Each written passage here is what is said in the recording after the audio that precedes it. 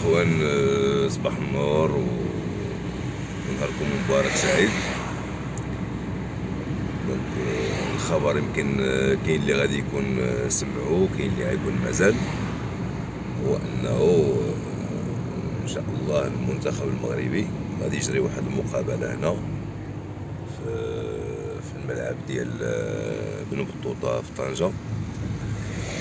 يعني غادي يجري واحد الماتش ودي مع الفريق البرازيلي ان شاء الله لو 25 مارس. دونك الملعب ان شاء الله دابا الان الناس ولاو تيقلبوا على لي تيكي من دابا. دونك لي تيكي مازال ما كاين والو عليهم حتى شي خبر. ان شاء الله يكون شي خبر عندنا ولا شي حاجه راني نوافيكم به. دونك نتمنوا ان شاء الله هذه المقابله تحسم انها تكون هنا في طنجه ان شاء الله بحول الله، لان الماتش غادي يكون في طنجه، ولكن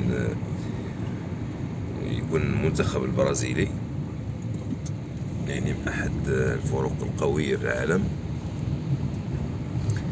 ان شاء الله بحول الله. وتكون شي مقابله دو كالا ان شاء الله، ان ماتش اللي غادي يكون على هوتور. ومرحبا دائما، مرحبا بالجميع الاشقاء العرب والجزائريين والمصريين. ونتمنى لكم يوم مبارك سعيد. هذا كان فيديو خفيف.